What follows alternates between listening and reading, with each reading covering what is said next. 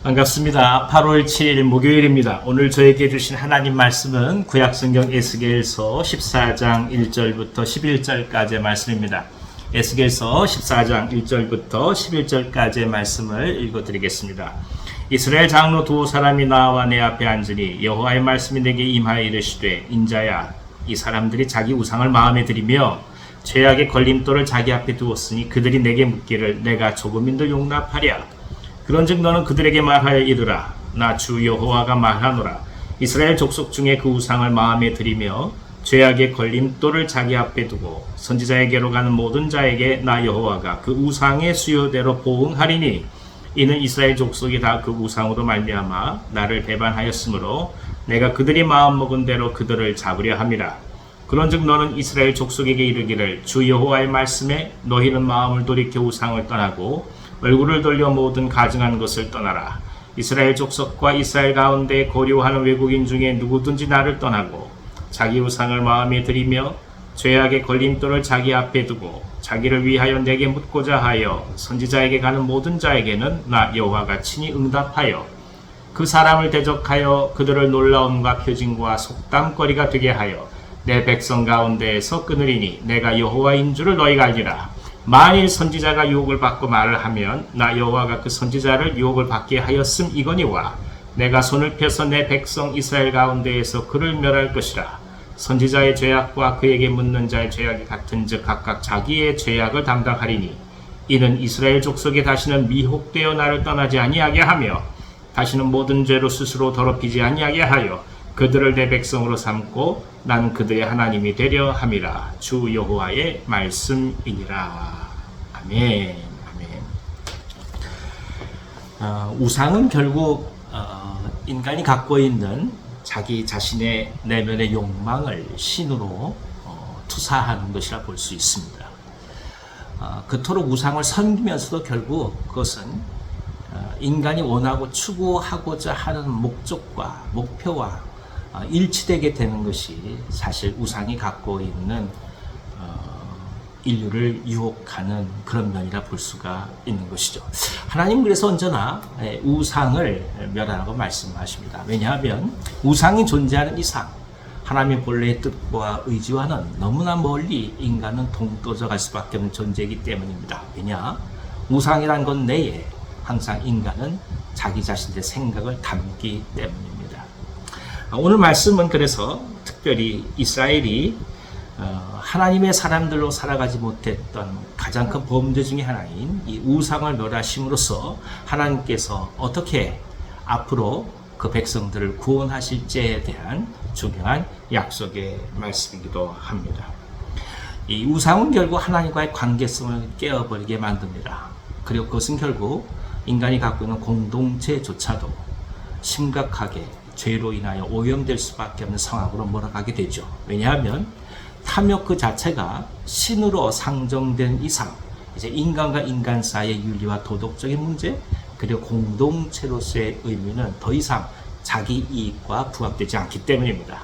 그 다음부터는 계속해서 자신들의 이익과 탐욕을 위하여 투쟁할 수밖에 없는 상태가 되는 것이죠.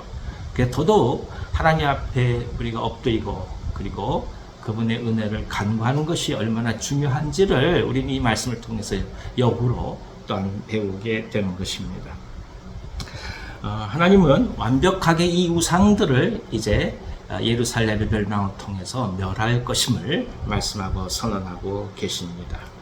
그리고 이런 심판과 멸망이 왜 그토록 중요한지에 대해서 말씀하시는데 그것은 다름 아니라 이 심판과 멸망을 통해서 하나님과 그리고 이스라엘이 원래부터 체결되었던 아름다운 관계로서 하나님이 그 이스라엘의 하나님이 되시고 이스라엘이 하나님의 백성이 된다는 그 관계를 회복시키시겠다 말씀합니다. 사실 굉장히 중요한 계약적 관계지요. 이건 십계명부터 비롯되는 것입니다.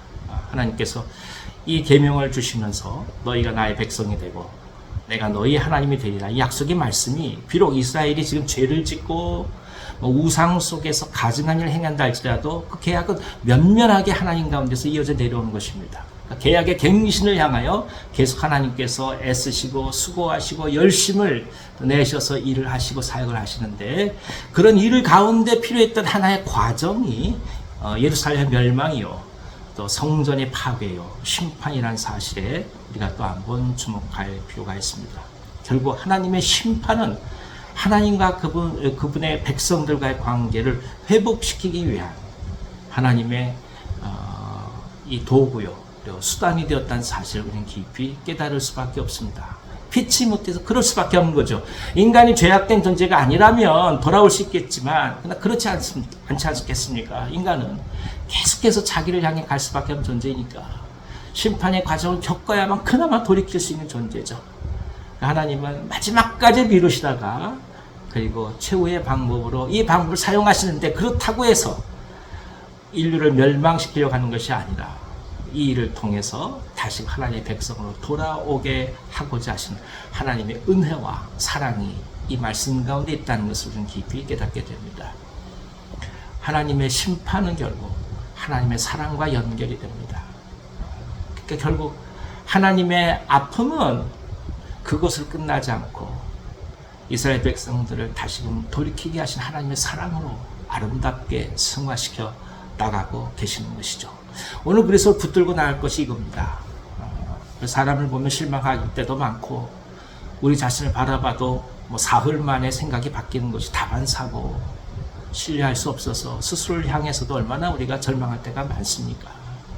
그러나 결국에는 우리가 인간을 보고 일을 함이 아니라 하나님의 말씀에 의지해서 나가는 거 아니겠습니까? 다 죄인이니 이런 죄인을 용서하시는 하나님의 은혜를 바라보면서 사람과 사람의 관계 속에 용서받은 자들로서의 진정한 형제 자매로 회복이 되는 건 아니겠습니까? 우리의 필요에 따라 선택하는 형제 자매가 아니라 그리스도의 은혜 가운데서 죄 용서 받은 사람들의 고백이 결국 진정한 믿음의 형제 자매인 것이죠. 그런 의미에서도 한번 하나님의 사랑을 붙들고 가고자 합니다. 많은 일들이 있겠죠. 오늘 하루 살아가면서도 예상하지 못한 일도 다가올 수 있습니다. 막 격분할 수밖에 없는 상황도 있을 수 있겠죠. 하지만 그 모든 일들 가운데 도대체 하나님의 사랑은 어디 있는지, 행여나 우리가 그토록 흔들리는 것이 우리가 인식하지 못한 우리 내면의 우상으로 인한 것은 아닌지 또 한번 깊이 생각해 보면서 하나님 말씀 속에서 진리를 붙들고 오늘도 승리한 우리 모두 되기를 간절히 기원합니다. 기도하겠습니다. 하나님 아버지, 우상을 멸하시고 예루살렘을 멸하시고 성전을 무너뜨리심으로써 오히려 이스라엘을 다시금 하나님의 백성 삼고자 하신 하나님의 사랑과 그 아름다운 연륜 경륜 가운데 우리가 또 한번 엎드릴 수밖에 없습니다. 주님, 저희들의 인생 가운데서도 행여 뜻하지 않은 어려움과 시련이 다가왔다 하여도, 그러나 그것으로 인해서 우리가 더더욱 하나님 앞에 깊이 나아갔던 경험을 허락해 주셨던 것 감사합니다. 하나님의 주권과 하나님의 의지를 인정하며 나아가오니 언제든지 저희들을 사용하여 주셔서 역사 속에서 하나님께서 구원하셨던 그 믿음의 은혜대로 저희 모두를 또 한 번 오늘의 역사로서 받아주시고 인도하여 주시옵소서. 모든 것들 맡기며 나아갑니다. 사람의 생각, 사람의 마음이 우상이 되지 않게 하시고 하나님의 진리와 뜻 가운데서 오늘도 기쁨으로 세상을 섬겨가며 사람을 살리는 일에 사용될 수 있도록 인도하여 주옵소서. 우리 자신의 탐욕이 우상이 되어서 사람을 죽이지 않게 하시고 오히려 마음도 힘들고 어렵고 안타깝다 할지라도 하나님의 뜻이 우리 가운데서 진정 진리의 생명이 되도록 도와주셔서 사람을 살려가는 은총이 오늘 저희 가운데 가득하게 하여 주옵소서. 병상 가운데 있는 종들 기억하여 주셔서 회복의 은혜를 내려주시고 진정 주님께서 동행하심에 대한 기쁨이 가득하게 하여 주옵소서. 예수님의 이름으로 감사하며 축복하고 기도하옵나이다. 아멘. 아멘. 오늘 하루도 기쁨 가운데서 승리하시기 바랍니다.